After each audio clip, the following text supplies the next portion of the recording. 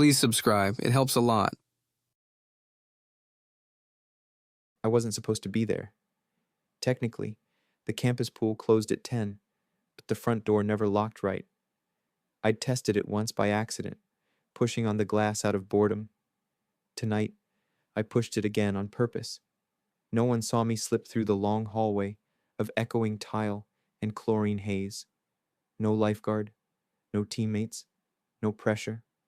My sneakers squeaked against the damp concrete as I walked toward the water, my towel clenched in one fist.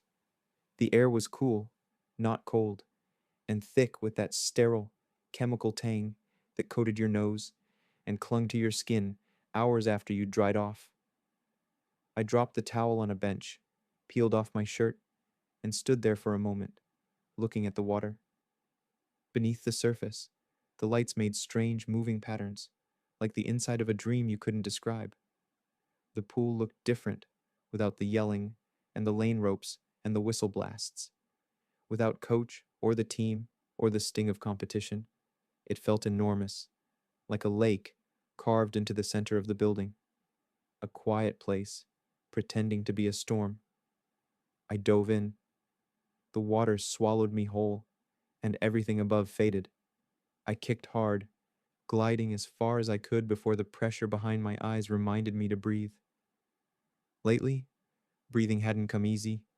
My classes were fine, good even, but every paper, every project, every deadline pushed against me. Finals loomed like a wall I couldn't see past. People expected me to keep pace, to win meets, to stay smiling, to perform. Performing was the thing I did best. Underwater, no one asked for anything. No one watched.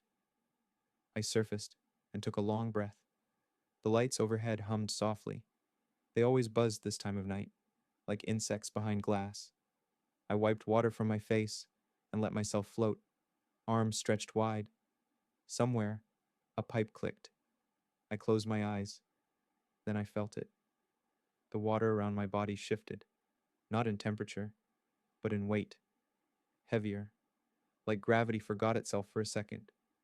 My arms didn't move the same. The water no longer pushed back the way it should. I opened my eyes. Something changed. The overhead lights didn't buzz anymore. They flickered softly, as if touched by candlelight. Their color was warmer. Gold, not white. The tiled walls around the pool looked duller, less polished. The flag banners were missing. The UNC logo on the wall had faded, smaller, simpler. I swam to the edge and pulled myself up, water dripping from my elbows. My towel wasn't there. The bench was older, wooden instead of plastic.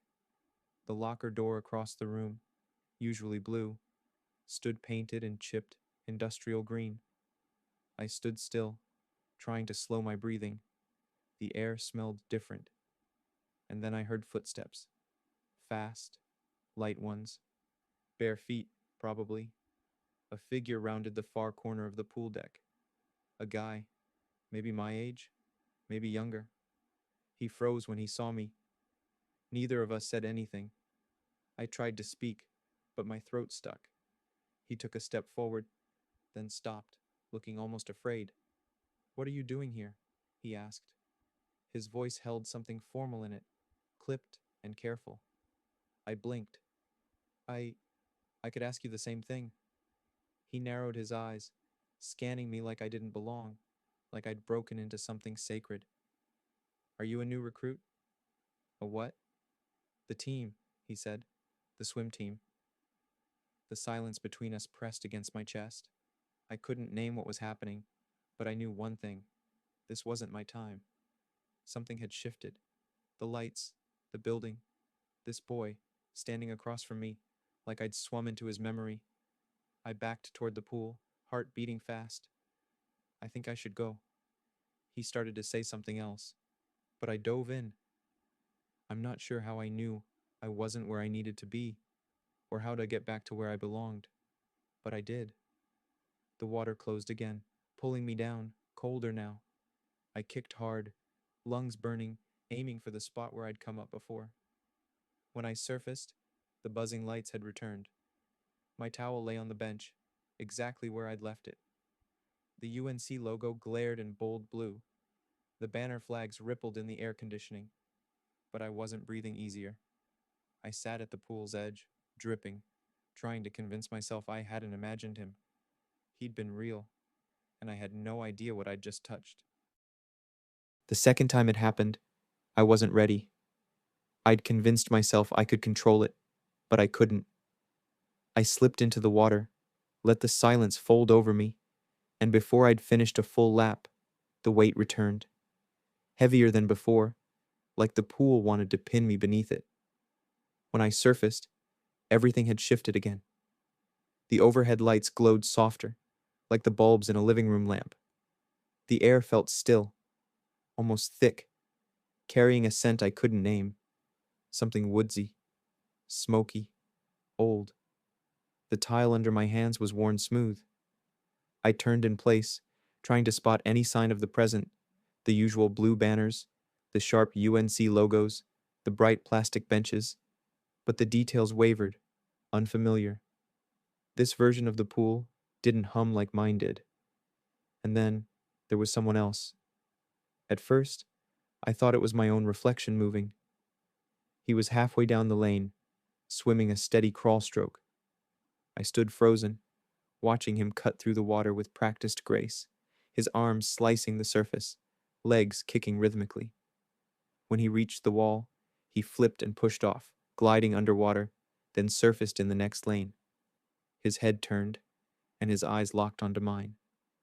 He stopped. Neither of us spoke right away. He treaded water, his chest rising and falling. The overhead lights painted a soft gold on his face, illuminating the sharp line of his jaw. His dark hair slicked back, his eyes narrowed with suspicion. "Who are you?"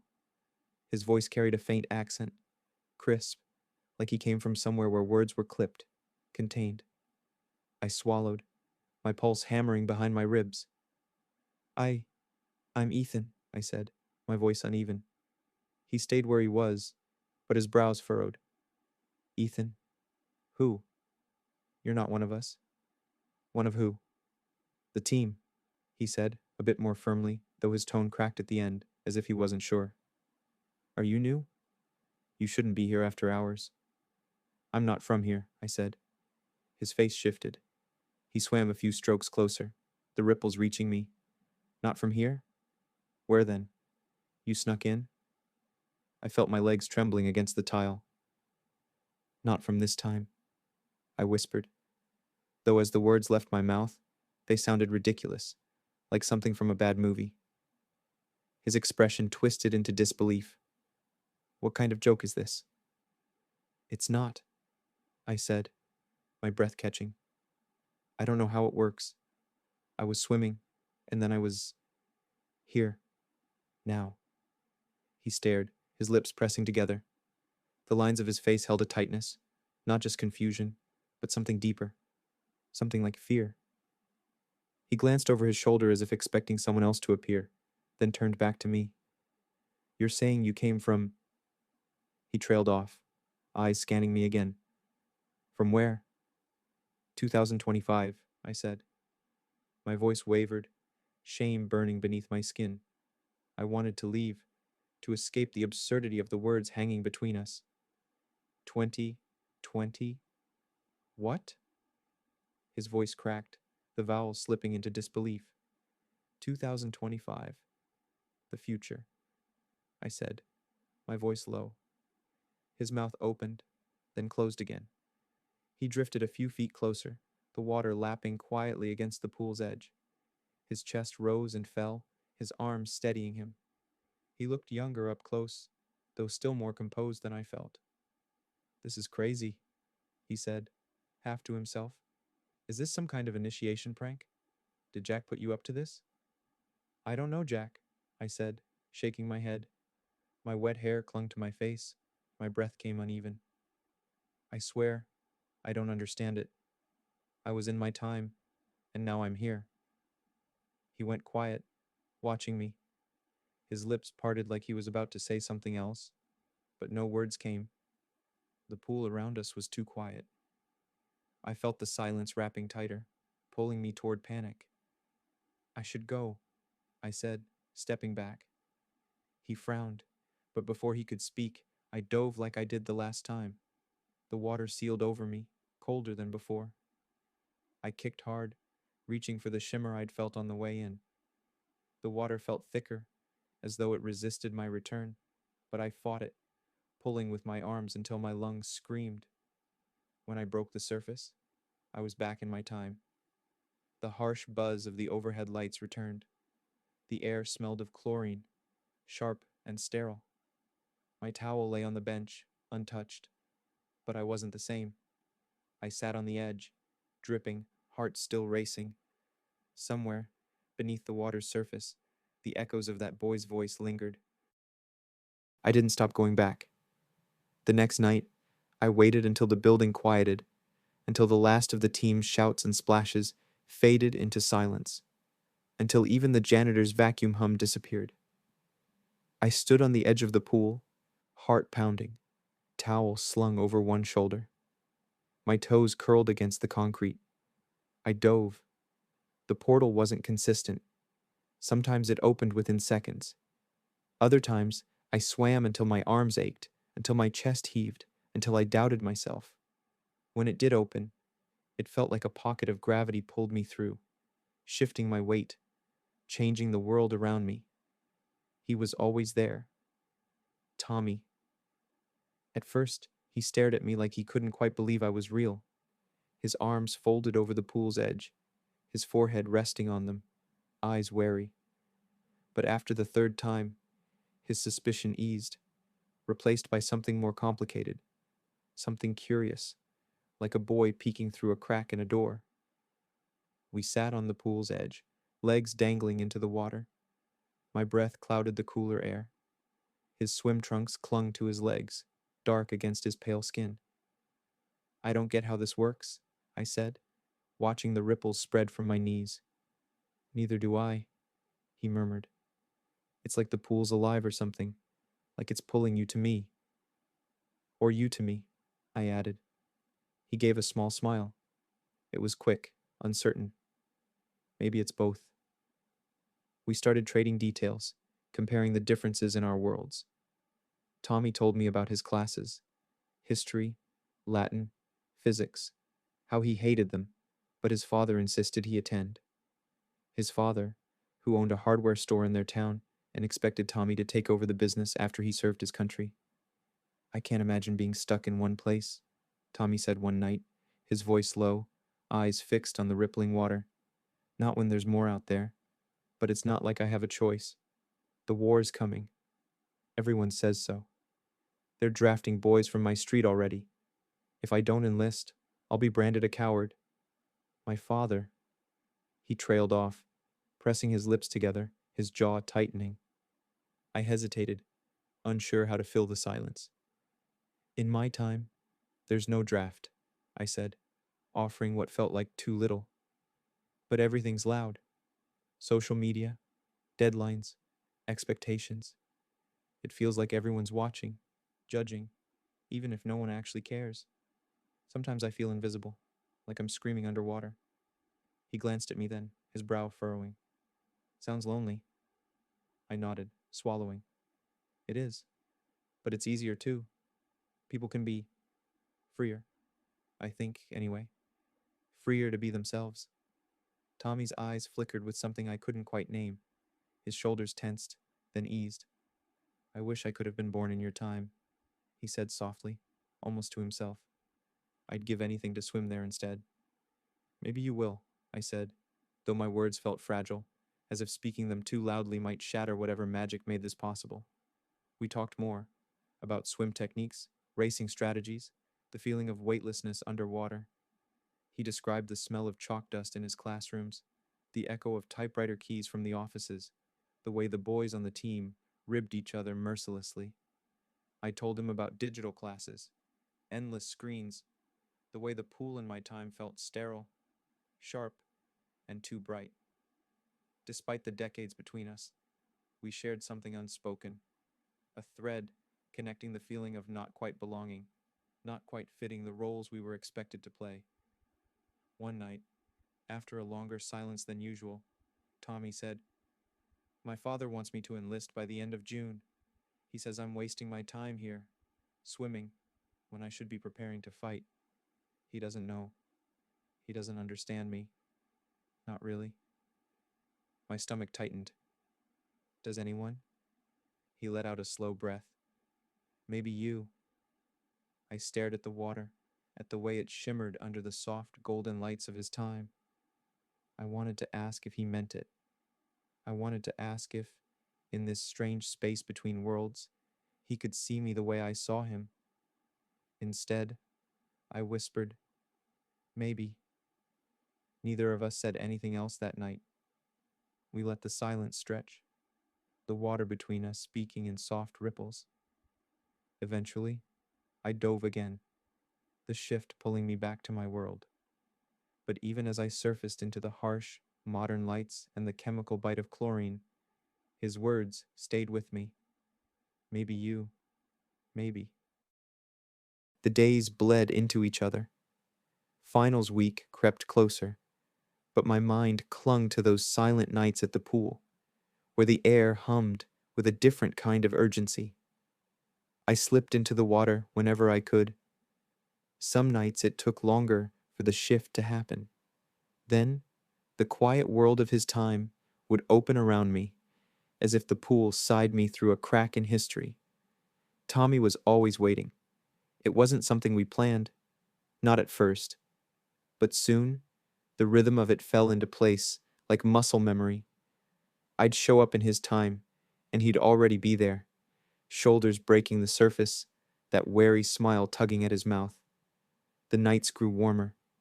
The tiles of his pool gave off a faint scent of dust and soap, and the air held the stillness of a building sleeping. Our laughter echoed off the high ceiling, soft and sharp, like skipped stones on water. One night, we sat side by side on the edge of the pool, legs dangling in the water. The faint glow from the old sconces cast a golden sheen across his damp skin. He reached over, fingers brushing mine, light as a breath. I didn't pull away. "I've been thinking," he said, voice low enough to almost be lost in the hush of the water. "What if the pool stops letting us through?" I swallowed, pulse catching. "I don't know." He glanced sideways, his lips pressing into a thin line. "What if one day I come here and you're not there? Or you come back and I'm gone?" The weight of it settled between us. I hadn't let myself think that far ahead. I'd been too busy memorizing the way his voice curled around certain words, the soft shape of his smile when he relaxed, the ripple of muscle beneath his skin when he dove. "Would you want to leave?" I asked, forcing the words out before they tangled in my throat. Tommy's breath caught. His eyes flicked to mine, uncertain. "I don't know if I could. I don't know if it works that way." I looked at the pool's surface, the way it held the light like a mirror, rippling softly between us. Neither of us really knows how it works. Maybe it's a doorway, maybe it's a trap, or maybe it's something in between. He laughed, a sharp, brief sound. A doorway or a trap? The water lapped softly at our legs. Neither of us moved. Another night, we swam longer than usual.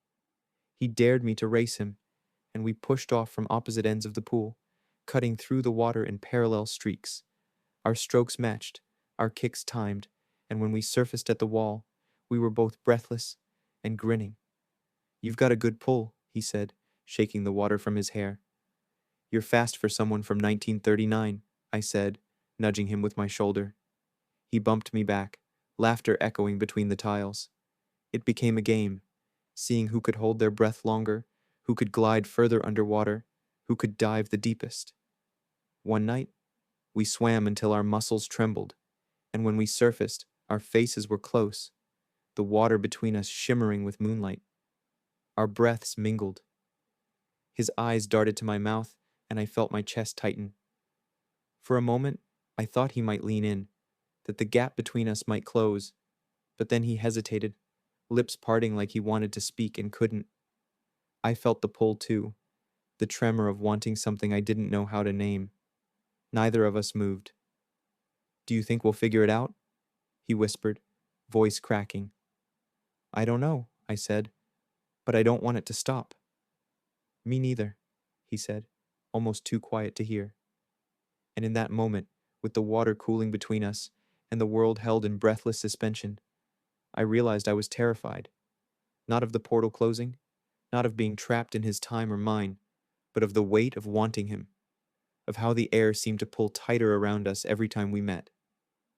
Some nights, after I returned to my own time, I lay awake, staring at the dark ceiling, listening to the echo of his voice in my head, wondering if the pool would open again, wondering how much longer we had, wondering, maybe, what I would risk if it didn't. I stood on the edge of the pool. My heart pounded, blood hot in my ears. I dove. The water slapped cold against my skin. The world muted beneath the surface.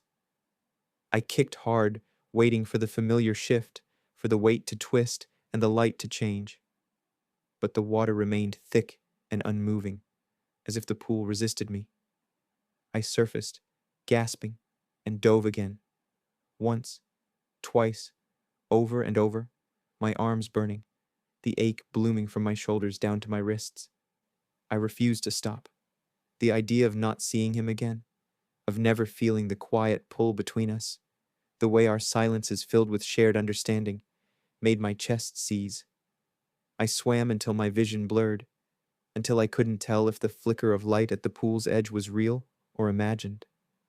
I surfaced, panting, water trailing down my face. "Come on," I whispered into the still air. "Please." I dove once more. The shift hit me. The water folded, light bent, and suddenly I was there. But it was wrong. The pool's walls shimmered as if the edges blurred into static. The tiles pulsed faintly, colors bleeding into one another. The air felt thinner, colder. Tommy was there, but his outline wavered, as if he were both there and not. He stood at the edge of the pool, eyes wide, hands clenched at his sides. "Ethan?" "Yeah," I gasped, pulling myself onto the ledge beside him. The tile felt brittle under my palms. I couldn't get through. It took forever. "I was waiting," he said, voice shaking. "I thought you weren't coming back." The flickering around us sharpened, the air crackling faintly like static on a radio. I felt it too, something stretching, fragile, like a bubble on the verge of bursting. "We can't stay long," I said, my voice breaking. "Something's wrong." He swallowed hard, looking down at the water, the surface shifting with subtle tremors. "Finals are ending. School's almost over. They'll close the pool for the summer." "I know," I whispered. "The same is happening in my time." The silence between us was louder than any words. I could see the fear in his face, the tightness in his shoulders. He stepped closer, his fingers brushing mine. "I've been thinking," he said, voice low, eyes fixed on where our hands almost met. "If I tried to cross, if I came to your time, what if it doesn't work? What if I don't make it through?" My throat closed. "You don't know that. You might. Or what if I do?" He cut in, voice shaking. "And I get stuck there, and the portal collapses behind me. What if I can't get back, and I'm stranded in a world I don't understand? What if I don't belong there?" I couldn't look away from him. The flickering light painted his face in soft gold and shadows, the outline of him dissolving at the edges. "I don't know," I said, my voice cracking. "But if you stay here, there's the war. There's everything waiting for you, pulling you into it. You told me you didn't want that. You told me you wanted to be free." He pressed his lips together, trembling. "I want to be free, but I'm scared. Scared of what I'll lose. Scared of what I might find. Scared of stepping into a future where I don't know anyone, where I have nothing." I reached out, taking his hand fully in mine. His grip was tight, desperate, fingers cold against my palm. You wouldn't have nothing, I whispered. The air hummed louder, the flickering intensifying. The portal felt thin, strained, like it was unraveling between us. I don't want to lose you, Tommy said, voice hoarse. I don't want to lose you either, I said. For a moment, it felt like the world could split apart, like the pool might crack and swallow us, like the threads of time and space would snap under the weight of our choice. Uncertain how either of us wanted so much in such a short amount of time. Then the shimmer pulsed, brighter than before, and I knew we were out of time. I pulled him closer, his breath warm against my temple, and whispered, "We'll figure it out. I promise." The light trembled again, and then I felt the pull, the shift, back to my time, leaving me gasping, alone, with his voice echoing behind me. Finals week flattened everything. Days blurred together into a dull ache of sleep-deprived mornings, late-night cram sessions, and fluorescent-lit classrooms. My mind itched with equations and notes and lectures that blurred into static. But underneath it all, the silence of the pool pulled at me. I told myself I'd go, told myself I'd swim, but papers piled up, deadlines loomed, and exhaustion wrapped around me like a wet shroud. One night turned into two, then three. The night I finally made it back to the pool, I hesitated at the entrance. The lights buzzed faintly overhead, their reflection cutting pale lines across the water. The air hung thick with chlorine, colder than I remembered. I stepped closer, heart twisting tight in my chest. I dove without thinking. The water folded over me, cool and sharp, but the shift didn't come. No shimmering warmth, no folding of light. Only the familiar slap of water against my skin, the silence of the pool stretching out in all directions. I surfaced, gasping. My hands trembled as I pulled myself onto the ledge, water streaming from my hair, clothes clinging to me like regret. I sat there, breathing hard, staring at the empty pool. He wasn't there. I waited, muscles stiffening in the cold. I counted my breaths, counted the cracks in the ceiling tiles, the hum of the fluorescent lights above me. I dove again. Once, twice, 3 times. Each time the water resisted me, holding firm, denying the shift. I surfaced, each breath a thin thread unraveling in my throat. I thought about the last night we spoke, the way his voice trembled when he said he was scared, the weight of his hand in mine, the shimmer of the portal as it strained around us, how the air hummed louder, like it might split apart. I thought about his world, the weight of war closing in, the expectations pressed against his shoulders, the fear of being left behind.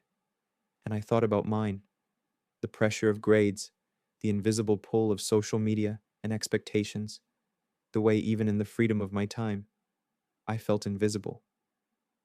I sat there until my skin prickled with cold, until the weight of knowing pressed against my chest, heavier than anything finals week could throw at me.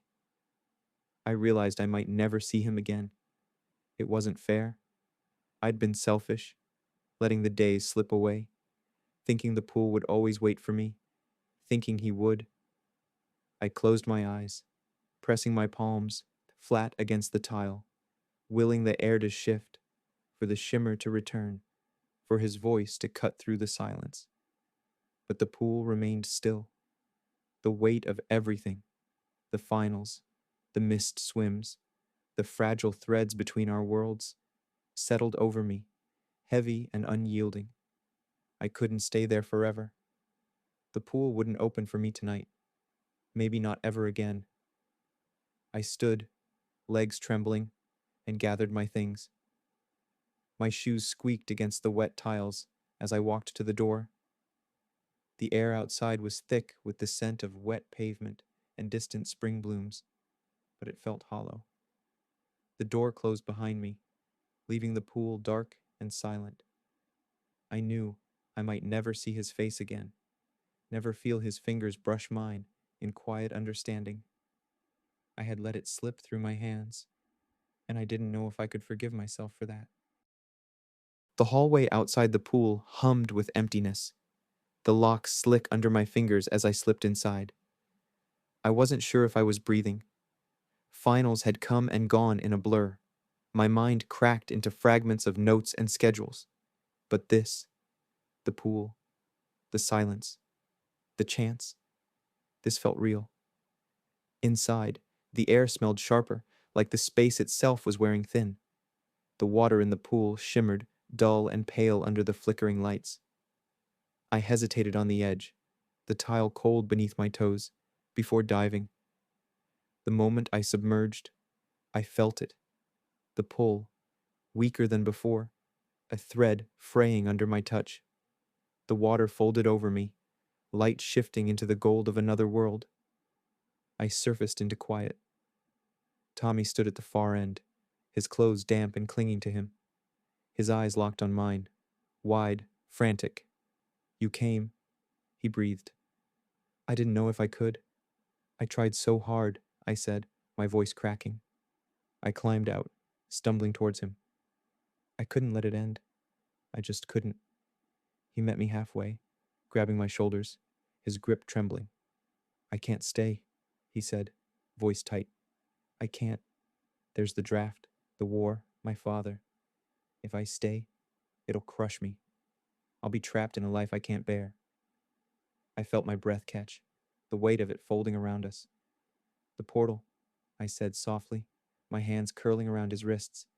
"It's flickering. It's weak. If we wait too long." "I know," he whispered. His eyes searched mine, desperate. "I'm scared. What if it doesn't work? How am I going to live? What am I going to do?" I felt the tremor of his fear, the raw honesty in his voice, and I held his face in my hands. "You'll have me," I said. "You'll have a chance. Maybe it's not perfect, but it's something. It's real." The portal shimmered behind us, the light thinning, pulling at the edges, time folding, warping, as if the space itself could fracture. "Don't wait," I said, my voice shaking. "Dive with me. We can't know what'll happen, but we can choose it together." He stared at me, lips parted, breath trembling. Then he surged forward, pressing his mouth to mine. The kiss was desperate, unpracticed, our teeth clashing, our hands grasping, but it was real. It was his weight against me, his breath, the warmth of his skin. The pool pulsed around us, light strobing between gold and the cool silver of my world. "I'm ready," he said, voice hoarse against my ear. We stood at the edge, water lapping at our ankles. My pulse roared in my ears, my limbs shaking, but I nodded. Together, we dove. The portal caught us, folding light and time around our bodies. For a moment, everything twisted. The water spun beneath me, the light kaleidoscoping into impossible patterns. I felt Tommy's hand tighten on mine, his fingers anchoring me in the pull. Then the world snapped. We surfaced in silence, the air cool against my skin, the familiar smell of chlorine filling my lungs. The pool around us shimmered faintly, the ripples fading into stillness. He was there. Breathless, wide-eyed, dripping with the weight of the crossing, Tommy clung to me. His chest heaved with ragged breaths, his body trembling against mine. We stood there, alone in the pool, the portal gone behind us, the air thick with the quiet of the world waiting beyond. "I'm here," he whispered, voice breaking. "I made it." I held him, the weight of it crashing through me. "You did," I murmured. "You're safe." His arms tightened around me, his face pressing against my shoulder. The silence wasn't empty now. It held the weight of choices made, of fear faced down, of futures uncertain but shared. Outside, the night lay quiet. Inside, the pool was ours. I held him, tight enough to ground us both, feeling his body against mine, solid and wet, heavier than I remembered. The water, the familiar scent of chlorine, the echoing quiet of the pool, It all felt strange now, as though we had stepped into a different world entirely. And maybe we had. I was so scared, he whispered, pressing his forehead to my collarbone. I thought I wouldn't make it.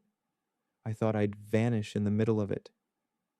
I was scared too, I admitted, my voice raw, my throat tightening as I said it. I thought the portal would close, that I'd never see you again. Behind us, the pool lay still. The shimmering light, the flicker of gold that had marked the portal's presence, was gone. No glow, no warping edges. The water was flat, ordinary under the faint hum of overhead lights. Tommy followed my gaze, his lips parting as he stared at the emptiness behind him. It's gone, he said, almost a question. I nodded. It's gone, I echoed. We stood there, suspended in the hush of the water, the air heavy around us. It felt final, that silence. No more slipping between times. No more questions of what might happen if we stepped wrong. The portal had given us this. His choice, his presence, his weight solid in my arms. I don't know what this means, he said quietly, his voice muffled against my shoulder. What happens now? My family in 1939. They'll wonder where I went. Will they remember me at all? Or will I vanish from there, like I never existed? I don't know, I said, tightening my hold, the weight of it pressing down on my chest. But we'll figure it out. We'll figure it out together. His breath caught, and I felt him nod, a small, fragile motion that cracked something open inside me. For a long moment, we stood in the stillness, letting the water lap at our sides, listening to the quiet that filled the space where the portal's shimmer used to be. Outside, the world waited. My finals, the endless grind of deadlines and expectations, his first steps into a world he had never imagined. I don't have papers, he said softly, the humor bitter and brittle. I don't have a name here. I don't even know if the world will recognize me.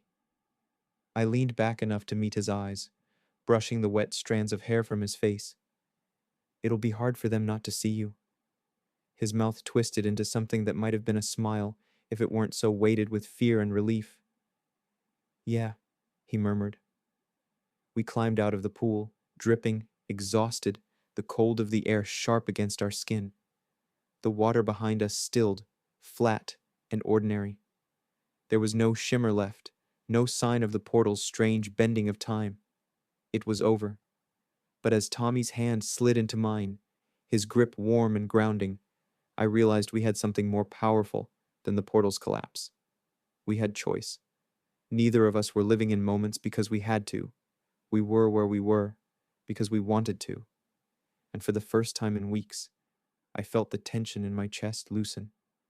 We didn't know what the world would throw at us next, what questions we'd face about his existence, or how to explain him to anyone. We didn't know how two strangers with a deep fondness were going to make it all work. But for now, standing there with his hand in mine, soaked and breathless and shaking, I let myself believe we'd find a way to make it work. I wasn't prepared for how lost Tommy looked when we stepped out into the bright morning air. The world must have felt alien to him, every detail a confrontation. Cars humming past, the ping of text notifications from students' phones, music bleeding out of dorm windows. His eyes darted around, wide and cautious, and I kept my hand firmly in his. It's louder, he said softly, his voice nearly drowned by the rush of traffic and voices. Yeah, I replied, offering a quiet smile. You get used to it. I'll help. We spent the first few days in a haze of discovery. I took him to the campus bookstore, where he ran his hands along spines of paperbacks with glossy covers, marveled at magazines, and stared at the rows of snacks that lined every shelf. He stood in front of a touchscreen soda machine for almost 5 minutes, poking at flavors as if it were magic. I let him take his time. Language was a hurdle. Slang now is different, I told him, laughing when he tried to mimic the words I threw around absent-mindedly. He was sharp, picking up phrases, though his accent, clipped, formal, brushed with the cadence of the past, clung stubbornly to each sentence. I don't think I'll ever get used to this, he admitted one afternoon, cradling a borrowed smartphone like it might bite him. There's too much, too fast.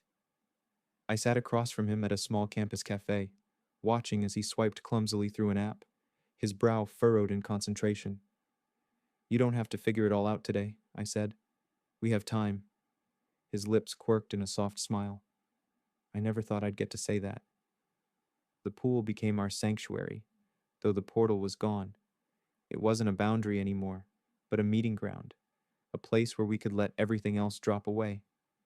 We swam side by side in the afternoons, sunlight slicing through the water in golden beams. Tommy was faster, leaner, his strokes slicing through the water with precision, but he never pulled far ahead, always circling back to me, waiting, patient. One afternoon, he paused at the edge, propping his arms on the pool's side, his hair slicked back, eyes glinting in the light. I never swam for fun before, he said, voice low but steady. It was always training, always discipline. This feels different, like we're sharing something. I joined him at the edge, letting my feet dangle in the cool water. We are, I said. We're making this ours. He smiled then, not the brittle, uncertain smile I'd seen before, but one full of quiet certainty. Thank you for giving me this, he said, for bringing me here. I wanted to tell him I should be thanking him, that he'd reminded me of things I'd lost sight of, how to slow down, how to be present, how to choose love even when it felt impossible. But instead, I pressed my shoulder lightly against his and let the silence stretch between us. As the days slid into weeks, we stumbled through modern life together. I helped him set up an email, showed him how to navigate the internet, taught him how to use microwave buttons. He marveled at everything: the small rituals of brushing teeth with electric brushes, the clatter of card readers at stores, the endless choices of shampoo. We laughed through his missteps, his confusion, his genuine wonder. We laughed even more when it was obvious that it wasn't just his old-fashioned views. A lot of dumb shit we do in modern times just doesn't make any sense.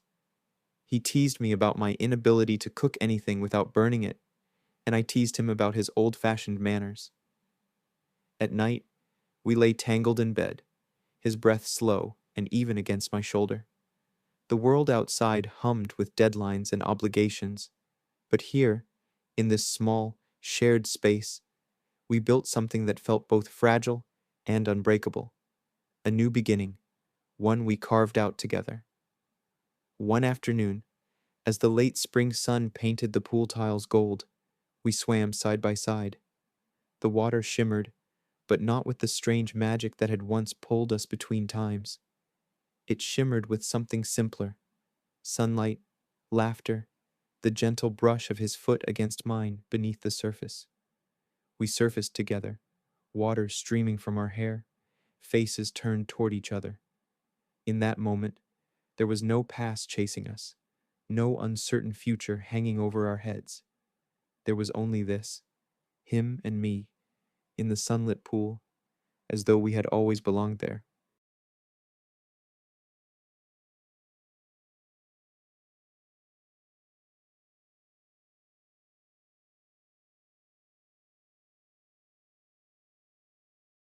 Please make sure you are subscribed and be one of the strange.